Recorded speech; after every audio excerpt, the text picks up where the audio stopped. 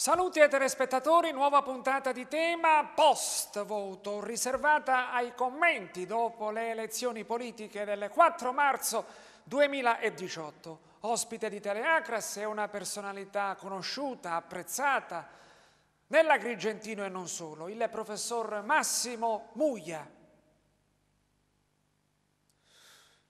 fondatore del Consorzio Universitario di Agrigento, già assessore alla provincia regionale di Agrigento, attivo sempre in politica, adesso più nelle vesti di osservatore, di suggeritore, di consigliere, di eminenza grigia del settore della politica agrigentina.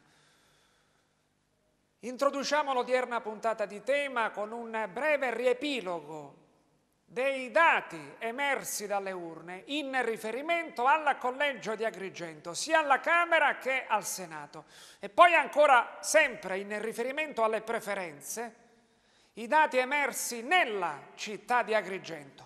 Prego dalla regia. Elezioni politiche ancora più nel dettaglio nel collegio di Agrigento. All'uninominale Camera, su 329 sezioni scrutinate, su 329 l'intera provincia. Michele Sodano eletto, Movimento 5 Stelle, 62.587 voti. E tanti sono stati i voti dunque per il Movimento 5 Stelle.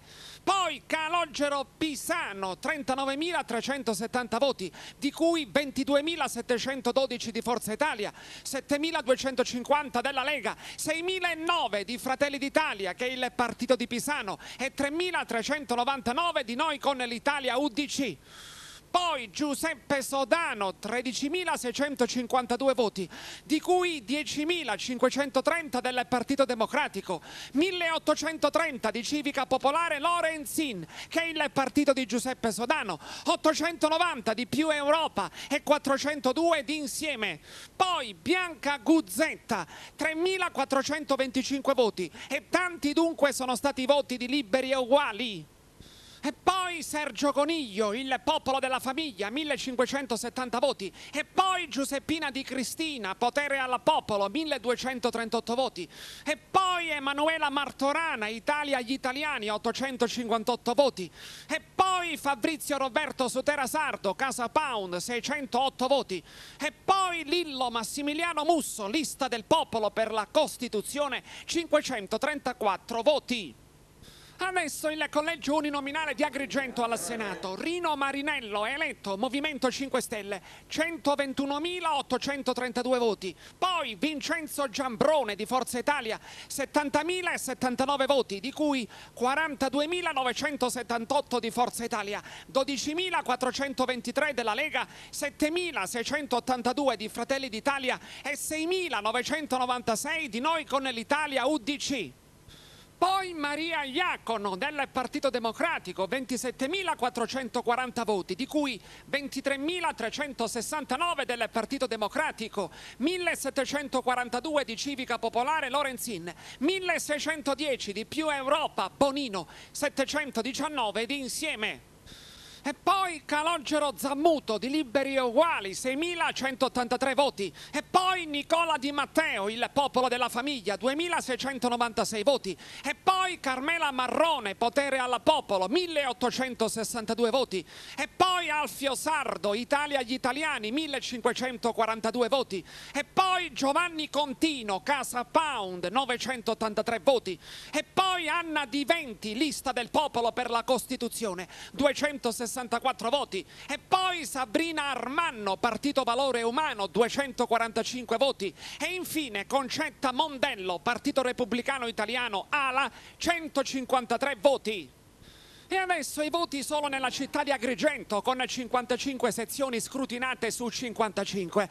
Michele Sodano, Movimento 5 Stelle, 12.304 voti. Calogero Pisano, 8.965 voti, tra Forza Italia, 4.408, Lega, 1.828, Fratelli d'Italia, 1.747, Noi con l'Italia, UDC, 731 voti. Giuseppe Sodano, 3.127 voti, tra Partito Partito Democratico 1860, Civica Popolare, Lorenzin 447, Più Europa 250, insieme 128 voti. Bianca Guzzetta, Liberi e Uguali 834 voti. Bene, professor Massimo Muglia, ovviamente il dato che emerge in modo più netto, incandescente, sorprendente è il cappotto dei 5 Stelle, la straordinaria vittoria del movimento che è stato di Beppe Grillo e che adesso invece è forte nelle mani di Luigi Di Maio, che gli ha impresso anche una nuova modalità di gestione che ha sortito degli effetti oggettivamente positivi. Era un dato prevedibile innanzitutto? Beh, le dimensioni penso che non erano prevedibili. Si sentiva nell'aria fin dall'inizio un vento favorevole ai 5 Stelle, un desiderio delle persone di mandare a casa una intera classe politica. E questo era palpabile, era comprensibile anche, però le dimensioni sono paragonabili a una valanga che si è abbattuta, specie in Sicilia e in tutto il meridione d'Italia.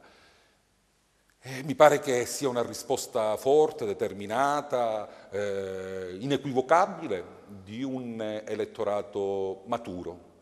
Non è vero che è soltanto un voto, come dice qualche osservatore razzista del nord, magari un po' di sinistra, e dice che i disoccupati del meridione d'Italia votano i 5 Stelle per avere il reddito di cittadinanza. Io ho visto invece in questa campagna elettorale persone di tutti i ceti, di tutte le condizioni sociali, di tutti i segmenti culturali, di tutte le età, votare, e il risultato lo ha dimostrato.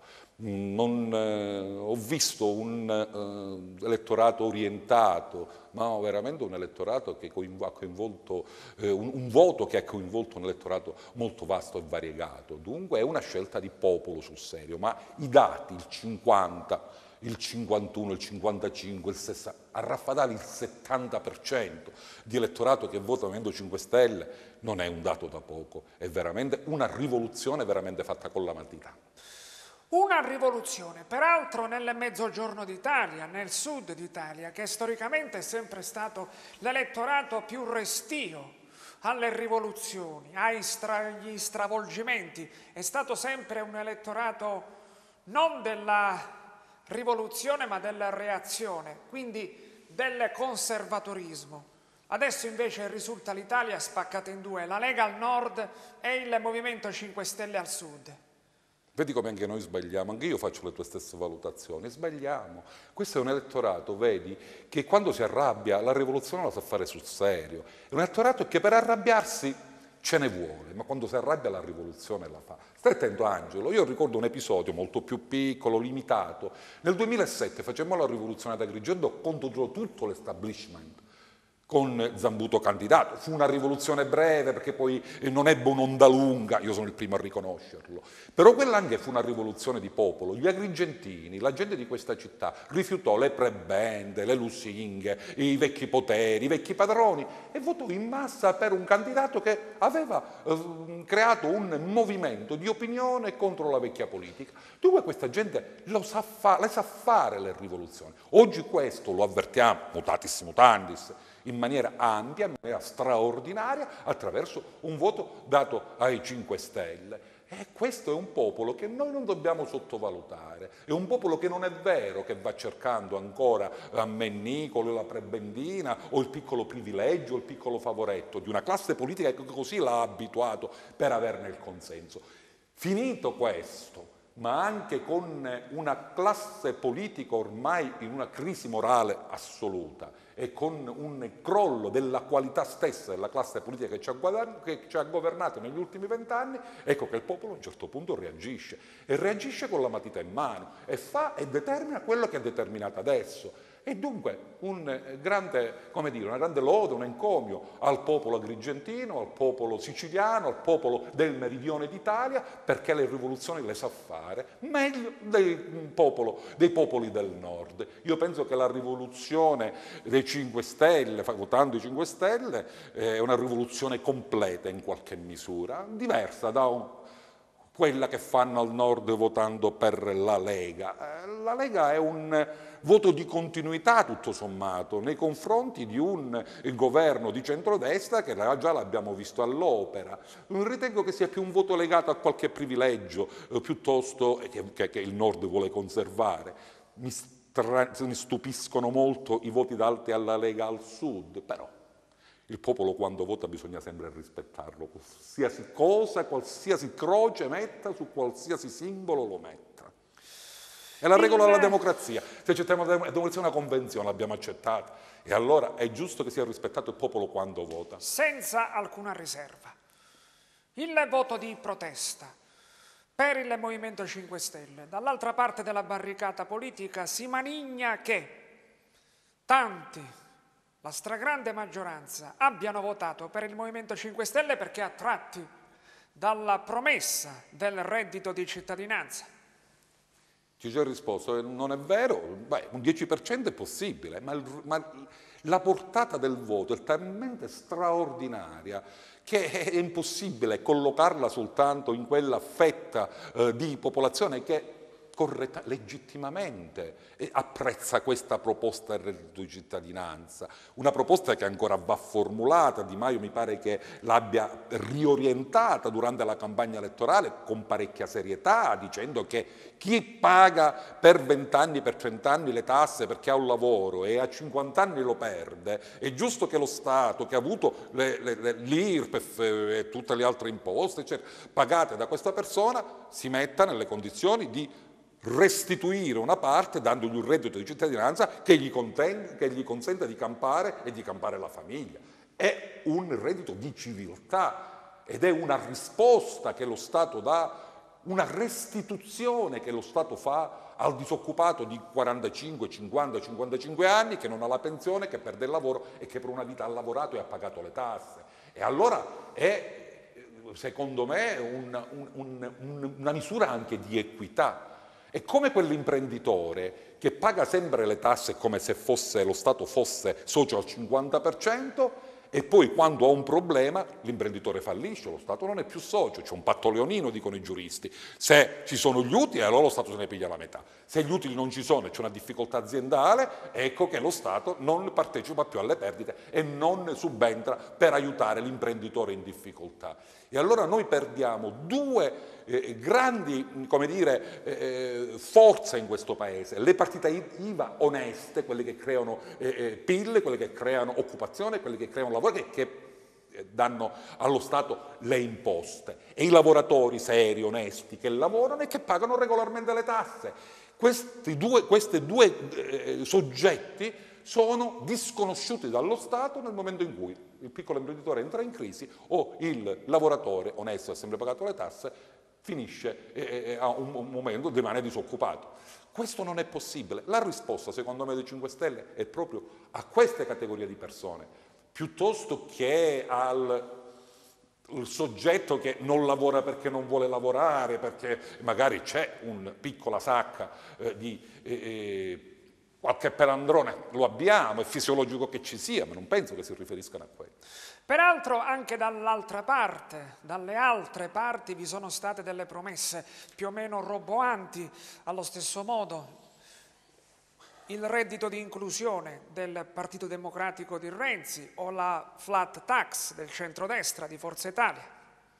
In campagna elettorale tutte le proposte hanno un senso e hanno una loro positività, servono per attrarre elettori. La proposta del PD non è malsana, io la considero una proposta sulla quale anche bisogna ragionare. Penso che se andassero al governo adesso non si capisce. E la flat tax, anche sulla flat tax, non nella versione Salvini, ma nella versione Berlusconi, Anche io penso che sia una proposta di semplificazione anche del sistema fiscale, perché una tassa piatta, è proprio questo quello che significa, non impedisce a chi guadagna di più perché è produttivo, perché fa più utili, perché è più bravo, perché crea preoccupazione, che deve essere punito e dunque deve essere assolutamente oberato di tasse. Il sistema fiscale di questo paese è un sistema assolutamente vecchio, è obsoleto e va comunque cambiato. Una riforma è necessaria. Quello che non ci chiediamo spesso è come vengono spesi i nostri soldi, quelli che noi paghiamo per tasse. Vengono sprecati dallo Stato. Cioè si è interrotto un rapporto etico tra lo Stato e il cittadino. Se lo Stato, anche il comune, anche la regione, anche perché noi paghiamo anche le tasse comunali, quante ne paghiamo? Paghiamo la tassa sull'immondizia piuttosto che sull'acqua e quante ne paghiamo?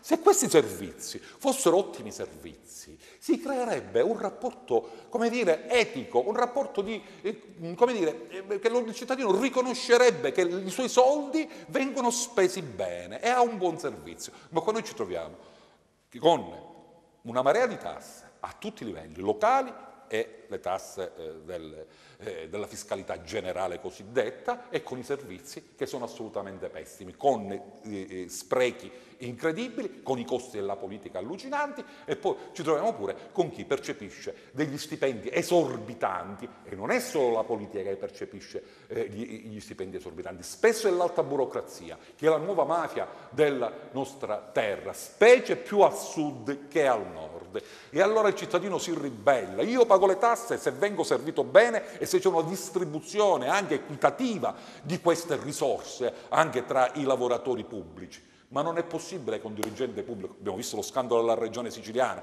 che prenda 600.000 euro all'anno per un lavoro che francamente tutta questa elevatissima, ammesso che sia di elevatissima specializzazione, è assolutamente più alto di quello che prende il Presidente degli Stati Uniti d'America. Ma siamo veramente in una terra che non può più continuare così. Ecco perché i 5 Stelle, ecco perché il voto ai 5 Stelle. Anche questo, il cittadino è ormai non riesce più a sopportarle queste cose. Quando le risorse c'erano per tutti, il cittadino riusciva a chiudere un occhio, adesso un occhio non lo chiude più e fa le rivoluzioni. Professore Muglia, tu riconosci al Movimento 5 Stelle, a parte il voto di protesta, di rottura, di spaccatura rispetto a ciò che è stato il sistema politico finora e a ciò che invece sarà in futuro, riconosce al Movimento 5 Stelle una capacità di prospettiva, ossia di concretizzare ciò che è stato finora soltanto annunciato, anche perché non sono stati al governo del paese mai, hanno governato delle città bene o male come Roma, come Torino, nella nostra provincia come Porto Empedocle, come Favara, ma mai ovviamente hanno governato il paese. Si riveleranno all'altezza del compito? Quale errore non dovranno commettere soprattutto? Ne hanno la capacità? Oppure è stato un voto del tipo muoia Sansone e tutti i filistei, spacco tutto e come va a finire va a finire? Beh, quando c'è una novità di questo tipo, questa domanda ce la facciamo sempre. 24 anni fa ce la siamo fatta su Forza Italia, il partito di plastica, il partito... Cioè, poi ancora Forza Italia è presente e ancora determina e ha determinato per 20 anni la politica di questo Paese. Tutti i movimenti allo stato nascente hanno i loro problemi. Tutti i movimenti allo stato nascente debbono scontare alcune come dire, impreparazioni. Bisogna dare tempo. Quando però mi si dice che non sono preparati e gli altri invece lo sono, beh, mi viene da rispondere su cosa sono stati premiati, su cosa sono stati preparati, su cosa erano preparati i politici o la classe parlamentare che fino adesso abbiamo avuto, che per 20 anni abbiamo avuto, ma spesso erano preparati per fare gli interessi loro, non tanto gli interessi del Paese. E si tratta di una narrativa questa che ha favorito i 5 Stelle. E chiaramente, allora la gente spesso diceva sono ragazzi, magari qualche errore lo faranno, la gente secondo me è disponibile a perdonare qualche errore, però non è disponibile a perdonare la malafede. Ecco, queste persone, alcune delle quali io ho imparato a conoscere anche in questa campagna elettorale, hanno un grande entusiasmo, una grande voglia di fare, faranno qualche errore, però se con la tenacia riusciranno, secondo me, ad imprimere una svolta a questo Paese. Dobbiamo essere fiduciosi, dobbiamo guardare al futuro con speranza e mai con pessimismo. Bisogna farlo, anche perché è un rispetto che noi e loro dobbiamo avere per questo elettorato, che in maniera così straripante li ha votati. Hanno un impegno in più proprio per questo motivo. Mi hai fatto un'altra domanda alla fine, adesso non ricordo. Nella prospettiva sono capaci di governare, hai risposto. Sì. Nella prima risposta invece hai sottolineato che in 5 mesi, tra le elezioni regionali del 5 novembre e le politiche del 4 marzo, metà dell'ex classe politica dirigente, se non di più, è stata cancellata, anche dalle nostre parti. È un dato che emerge nella sua rumorosità, è qualche cosa di eclatante, in riferimento anche alle personalità che sono state, almeno al momento, estromesse, espulse dal contesto politico o che hanno preferito, attenzione, Anticipare l'espulsione. anticipare L'espulsione è fare 3 passi la indietro. fuoriuscita di scena e accomodarsi magari in panchina, in tribuna. Ci siamo intesi. Io cito per esempio il caso del ministro Alfano. Ma non è il solo, si contano 10 parlamentari decapitati nell'ultima tornata elettorale del regionale. Dove? In provincia di Agrigento. Non ce ne siamo accorti, vogliamo fare il conto, e gli altri 3-4 sono stati decapitati adesso. È una classe politica che non esiste più. Penso che noi conserviamo non più di 2 parlamentari dei vecchi partiti, non più di 2, facciamo i nomi, Gallo e Di Mauro, oltre loro penso che tutti gli altri siano spariti, li vogliamo contare? Marinello, Asciacca e Alfano con Marinello, Fontana e Bosco. Beh, già siamo arrivati a 4 e siamo soltanto in un Cimino, Cascio, siamo a 6. Nel PD abbiamo fatto 2 passi indietro adesso capo di casa, ma già era stato eliminato Moscat e Panepinto. Vogliamo continuare, Lauricella di deputato, tra l'altro bravino, sembrerebbe, di Ramon. E poi ancora, magari qualcuno adesso me lo dimentico. Noi abbiamo mandato la Iacona adesso. Saverio Romano, per quanto riguarda il parlamentare. Se poi parliamo della Sicilia, penso che da 10 arriviamo Francesco a 100 Cascio. parlamentari, ma mandati a casa. Parlamentari che erano stati, che avevano fatto bello e cattivo tempo, nel bene e nel male, perché alcune cose magari le avevano fatte, ma complessivamente era una classe politica, parliamone chiaro, da mandare a casa. A proposito di Saverio Romano, noi con l'Italia UDC poco più dell'1%, la quarta gamba. Bella questa domanda. Il grande centro, l'alternativa popolare, ecco, invece un flop. No.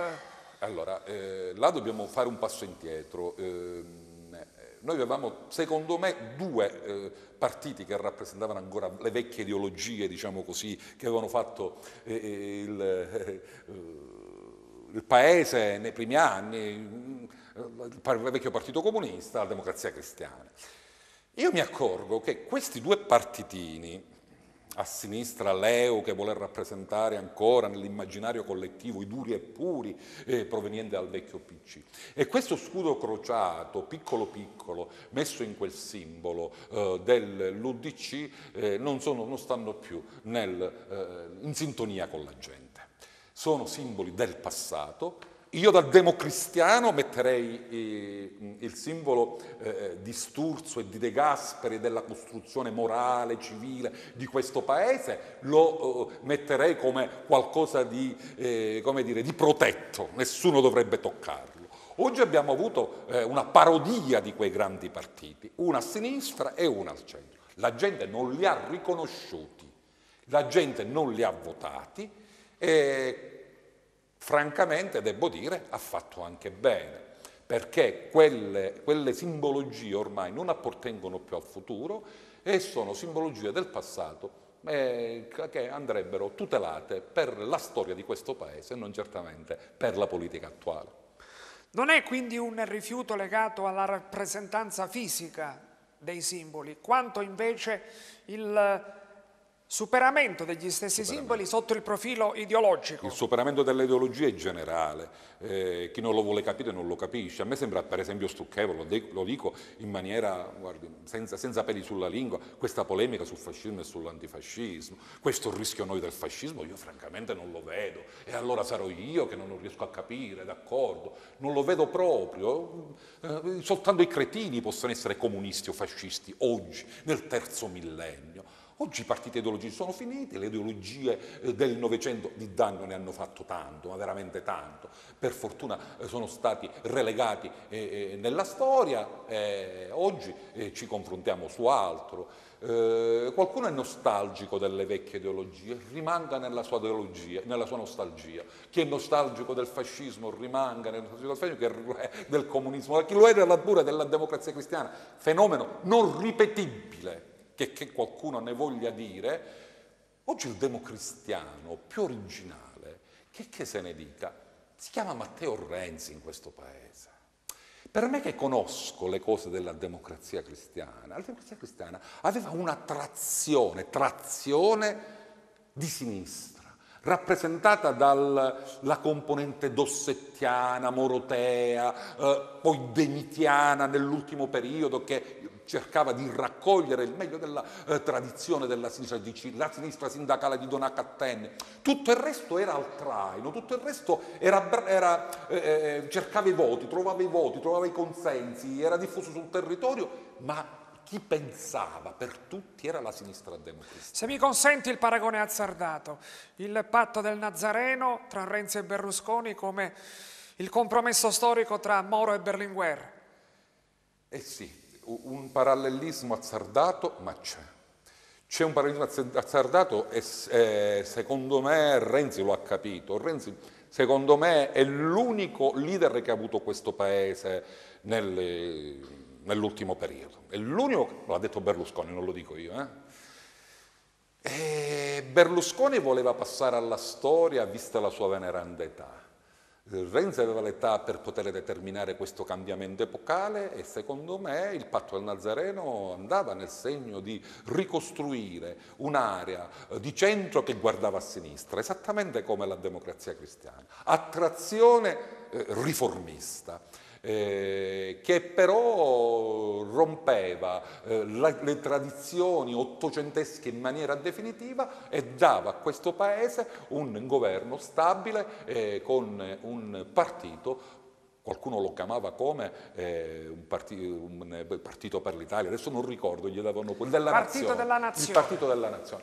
Non era un'ipotesi fuori dal mondo, era un'ipotesi per il paese. Berlusconi fuori per ragioni di età, il meglio della tradizione cattolico-liberale che proveniva da Forza Italia, il meglio della tradizione del PD, epurata da tutte le nostalgie post-comuniste, ed ecco che per questo paese poteva esserci una stagione nuova. Tutto questo è stato intercettato, tutto questo è stato demolito da una serie di circostanze e anche da tanti errori di Matteo Renzi, e in tutto questo si inseriscono i 5 Stelle che oggi recuperano quello spazio politico di protesta che noi adesso vediamo e che può dalla protesta passare alla realizzazione di un sistema che ancora è là da venire, ma siamo in attesa di vederlo e la prossima composizione del governo ci darà delle indicazioni abbastanza precise su questo.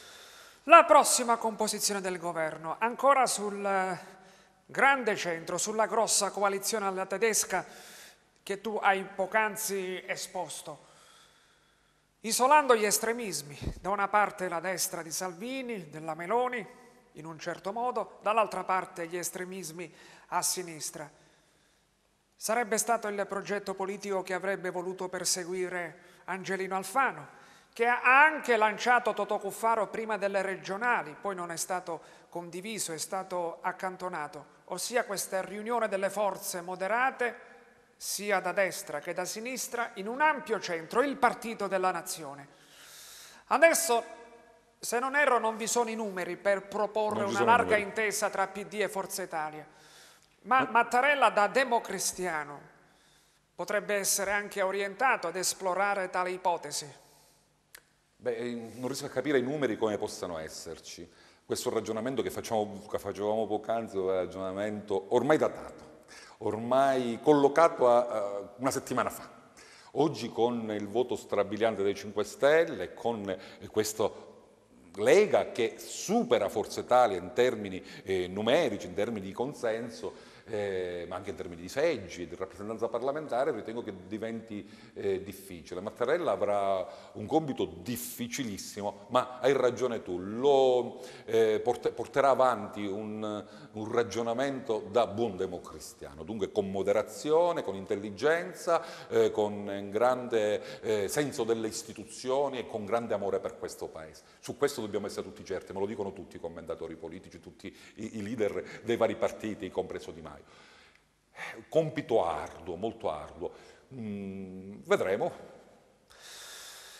Nel Movimento 5 Stelle il candidato vincente ad Agrigento è stato Michele Sodano, un 26enne se non erro. Peraltro 28 anni, un tuo allievo a scuola, quindi una persona che tu hai conosciuto, hai avuto modo di apprezzare e che ancora, se non erro, lo hai anche consigliato, gli hai anche suggerito delle iniziative nell'ambito della campagna elettorale. Io i miei allievi li seguo sempre, anche quando non sono più miei allievi, quando vanno all'università, quando iniziano altri percorsi. Mantengono con me un bellissimo rapporto. Michele, come altri, è uno di questi. Sì, Michele era un mio allievo che ho seguito poi anche un po' oltre quello che era il rapporto strettamente scolastico. Certo, lo conosco bene, anzi, benissimo. Ne conosco le doti, li ho sempre apprezzati, li apprezzavo a scuola, li ho apprezzati successivamente nel suo percorso di studi un po' alternativo in qualche misura. Internazionale. Sì, internazionalistico, fortemente orientato alla new economy, fortemente orientato alla conoscenza di realtà diverse.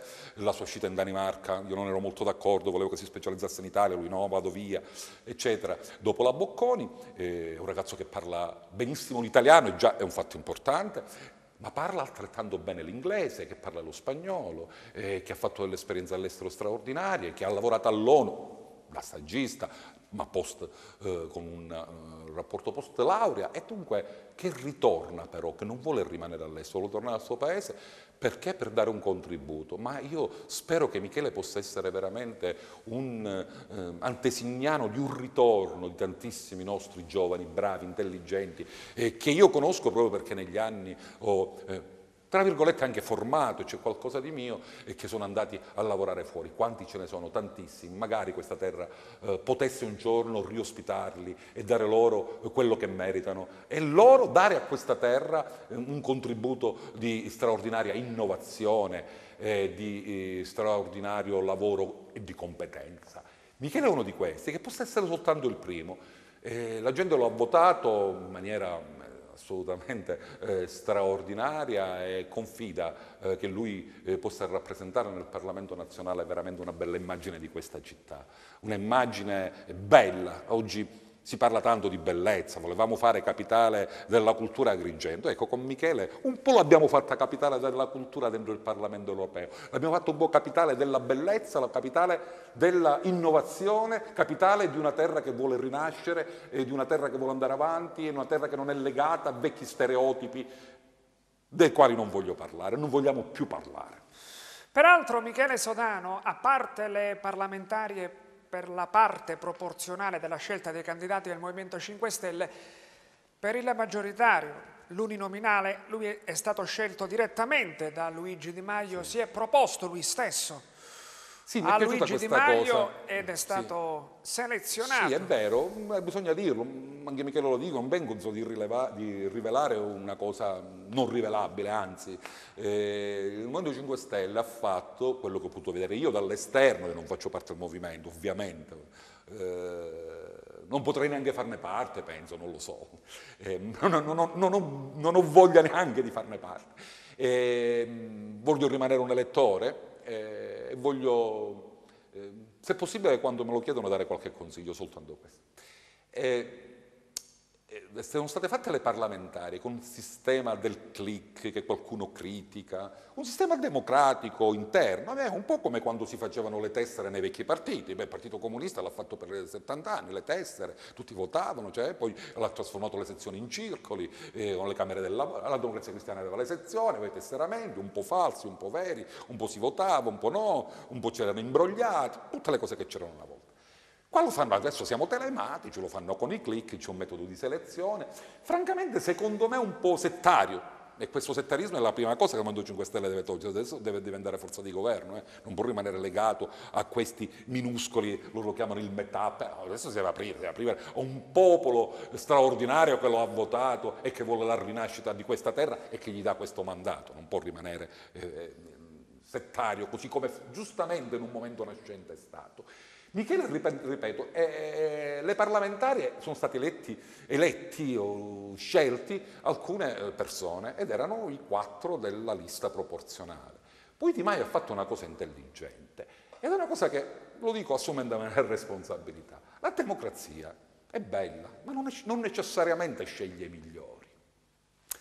La storia ce lo dimostra, noi qua abbiamo avuto eletti persone di scarso livello, non soltanto intellettuale, talvolta anche morale, quando invece rimanevano fuori dalle liste grandi intellettuali, persone di elevato spessore anche morale. La democrazia è questa, la democrazia ha bellezza, vota il popolo, e bisogna rispettare le sue decisioni. La democrazia probabilmente non è sufficiente per scegliere alcune cose che debbono rappresentare il meglio della società. Mi dispiace, qualcuno mi dirà, tu sei fascista, e me lo dicono pure. Sei un elitista, dovrebbero dirmi, sei un elitista, allora lo accetterei un po' di più. Michele è stato scelto da Di Maio su un piano di qualità.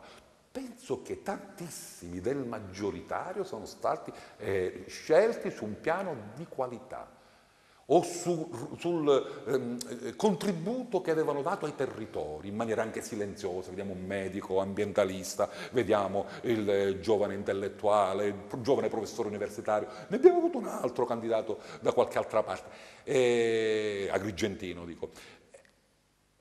Ad Agrigento è stato scelto Michele perché rappresentava un mondo giovanile, un mondo intellettualmente elevato, un economista, uno che conosce le lingue, uno di livello alto, anche se probabilmente non aveva i click rappresentativi di questa democrazia telematica. Questa secondo me è stata una scelta molto saggia di Luigi Di Maio, non quella di Michele, ma quella di mettere assieme questi due meccanismi, quello ancora legato alla democrazia, alla scelta spontanea di chi vota e quello invece di una scelta di qualità della quale lui si assume pienamente la responsabilità.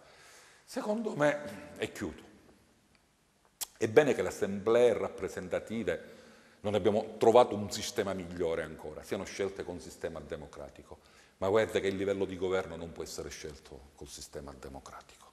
Il governo della cosa pubblica deve essere affidato ai migliori. Tu mi dirai chi li sceglie i migliori? Non lo so. Non so dare una risposta a questa domanda, ma bisogna fare sempre un tentativo di scegliere i migliori, perché la democrazia non necessariamente sceglie i migliori. Io sarei per una separazione totale. Chi sceglie una carriera, come la separazione delle carriere magistrati, ci vorrebbe la separazione delle carriere politiche. Chi sceglie la carriera degli organi rappresentativi, chi vuole andare in consiglio comunale, in consiglio provinciale, adesso lo rifaranno probabilmente, in consiglio regionale, al Parlamento nazionale, Camera e Senato, non può fare il ministro, non può fare l'assessore, non può fare il sindaco. 2 carriere separate. In uno ci vuole una scelta democratica di base, rappresentativa di tutte le stanze popolari, nell'altra ci vuole una scelta di qualità, perché nelle mani degli organi di amministrazione attiva ci sono le nostre vite. Grazie. Bene, una premessa. Nell'epoca attuale della globalizzazione, dell'evolversi frenetico degli eventi, non sono trascorsi ancora 2 anni dalla Brexit, molto meno dall'elezione di Donald Trump, e poi ancora il 40% del Partito Democratico alle europee, adesso poco più del 18% alle elezioni politiche. I mesi che trascorrono sono quasi da considerarsi delle ere più che dei mesi, in termini di stravolgimenti che intervengono, che si susseguono. E allora la mia domanda, dopo tale premessa che rivolgo al professor Muglia, è: oggi, 4 marzo 2018, il Movimento 5 Stelle si afferma straordinariamente in termini elettorali in tutta Italia. Perché? Pochi mesi addietro, il 5 novembre 2017, alla Regione Sicilia non è stato così. È una domanda che mi sono posto pure io. Ritengo che, lo dico spassionatamente perché non c'è niente da nascondere, è un'opinione, la candidatura da un lato di Musumeci è risultata una candidatura abbastanza credibile. La candidatura invece di Cancelleri è stata considerata una candidatura di struttura, di apparato, poco innovativa, perché già era stato un parlamentare per 5 anni, la gente probabilmente aspettava di più. Secondo, alla Regione abbiamo un sistema ancora di voto di preferenza e in questa terra del bisogno, la gente ancora è legata alle promesse dei politici e dunque quando c'è la preferenza rende anche un po' riconoscibile il voto nel paese, nel quartiere, se tu voti, se non voti, poi eccetera. E c'è sempre una promessa per qualcuno, talvolta così lo è. Non tanto sul voto di scambio, se le cose io ti do questo e tu in cambio mi dai il voto, non è questo. È l'attesa che crea il vecchio politico. Però nonostante questo, nonostante la vittoria di Musumeci, noi abbiamo avuto quello di cui abbiamo parlato poco fa, abbiamo avuto anche una decapitazione di tanta classe politica che non è stata eletta. Abbiamo avuto un primo approccio ad un voto forte al Movimento 5 Stelle, oggi la gente si libera dal voto di preferenza, si libera dall'adesione al singolo parlamentare, eccetera, eccetera, e vota finalmente in maniera libera e dà una spallata definitiva al sistema. Ultimo ragionamento, se dobbiamo essere sinceri fino in fondo, molti, ritengo, dei parlamentari che non erano direttamente coinvolti in questa competizione elettorale non si sono stracciati molto le vesti per andare a cercare consenso per i loro partiti. E la crisi anche dei partiti tradizionali. Se io non sono candidato, non ho nessun interesse a fare votare il mio partito. La mancanza di appartenenza ideologica, la mancanza di trasporto, come dire, sentimentale nei confronti di quel partito, blocca tutti e dice tu sei il candidato, vai a cercarti i voti. Questa è la terza considerazione che ti faccio, per la quale il voto dai partiti tradizionali, che ancora in parte reggeva alle regionali, a distanza di 4 mesi, non ha retto più. Ultima cosa, siamo stati un po' colonizzati. Le liste, i vecchi partiti li hanno fatte in maniera senza una considerazione del territorio. Noi abbiamo avuto qui, ma basta leggere, non è necessario neanche che io faccia il nome, io i nomi li faccio sempre. Per esempio, Forza Italia o il primo e il secondo sono persone assolutamente incoerenti con il territorio. Non sono personalità che hanno fatto politica qua, c'erano tanti giovani, consiglieri comunali o piuttosto che qualche anche persona che non sono stati scelti, sono state prese persone di fuori, uno figlio non so di chi, di un ex di Palermitano, un'altra signora, una bella signora, perché moglie, mi pare di capire, del vicepresidente della regione, che senza nessun rapporto con il territorio. Eppure questo non è grandemente esaltato. Anche negli altri partiti mi sembra che siano accadute le stesse cose, anche nel PD sono accadute cose un po' strane. Dunque la non riconoscibilità da parte del territorio di candidati che vengono dal territorio. Questa è la ulteriore considerazione. Contestualmente adesso il voto delle politiche del Movimento 5 Stelle stride fortemente con il voto delle regionali, contestuale, perché anche in Lazio e in Lombardia si è votato il 4 marzo scorso. In Lazio la Lombardi è stata mortificata dal risultato di Zingaretti. In Lombardia il candidato del Movimento 5 Stelle, Viola, ben dietro rispetto a Fontana e a Gori. Una discrasia tra il dato amministrativo regionale, come in Sicilia, alcuni mesi addietro, che si ripete oggi, con l'aggravante però che questa discrasia, questa differenza stridente, è contestuale al voto, sullo stesso piano al voto per le politiche, che invece si rivela un trionfo per lo stesso movimento politico. Sì, per me i tre mesi di differenza non sono un dato importante. Per me quello che è accaduto in Sicilia, quello che è accaduto nel Lazio e quello che è accaduto in Lombardia possono essere messi assolutamente sullo stesso piano. La gente probabilmente votava per Zingaretti perché lo riconosceva bravo e poi votava 5 Stelle dall'altra parte. Bisogna anche dire che quelle sono delle zone dove il voto non è stato così massicciamente orientato verso i 5 Stelle, per cui bene o male sono dei dati anche abbastanza comprensibili sia a Milano che nel Lazio, sia in Lombardia che nel Lazio. Oggi penso che invece un altro dato molto importante è che la gente tiene in debita considerazione il rapporto con l'Europa, anche se spesso non ce ne accorgiamo. Il vantaggio della Lega su Forza Italia, il vantaggio dei 5 Stelle nel complesso del sistema politico, possiamo rappresentarcelo come anche un voto anti-europeo, di un'Europa fatta dai burocrati, di un'Europa dove la politica non esiste, di un'Europa dove comandano le grosse lobby internazionali, le banche e le altre burocrazie, un'Europa distante dai cittadini, un'Europa che è una grande delusione. Io ritengo che ripristinare un rapporto con gli organismi burocratici europei, anzi ripoliticizzare l'Europa, ridare un'anima all'Europa è fondamentale, altrimenti mi sa che dovremmo prendere delle decisioni draconiane.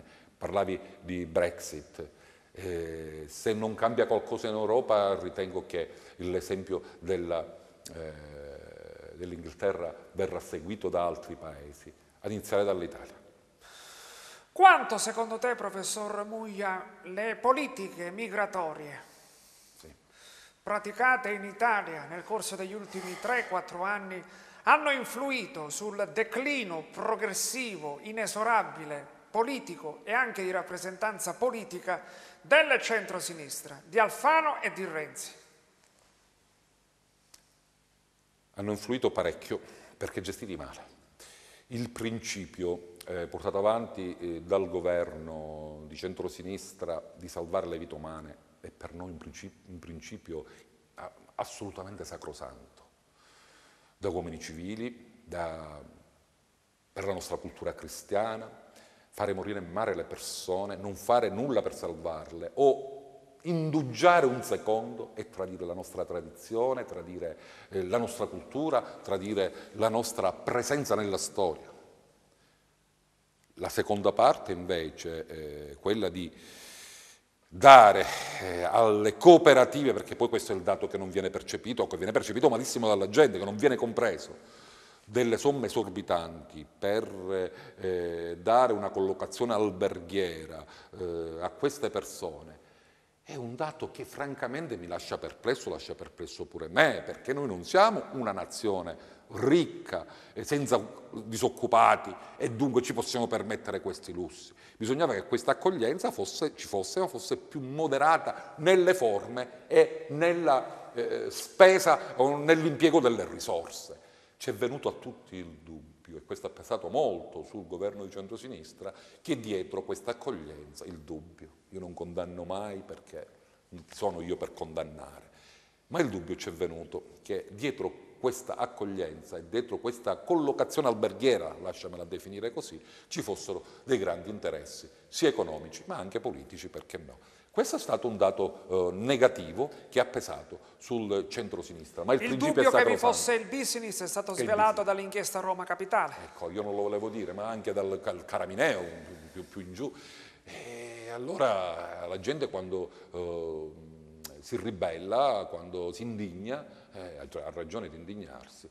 E, ripeto, il principio è corretto. Guai a chi dice cannoneggiamoli, guai a chi dice respingiamoli. Sono degli esseri umani, tradiremmo tutto di noi se dicessimo questa cosa orrenda. Sì al rimpatrio però dei non aventi diritto, dei migranti economici? Il diritto è fondamentale. Se c'è una legge, la legge si deve rispettare.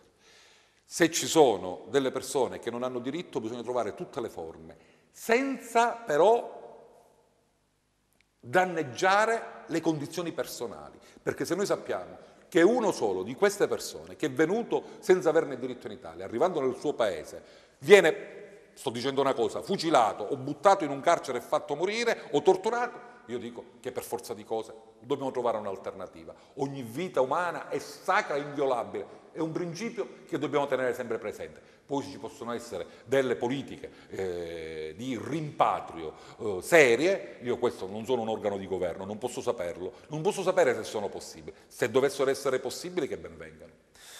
Poc'anzi, professor Muglia, ti sei manifestato come un estimatore di Matteo Renzi, riconoscendogli lo stesso tuo retroterra culturale, ossia l'humus democristiano. E allora, della sinistra democristiana. Della sinistra democristiana.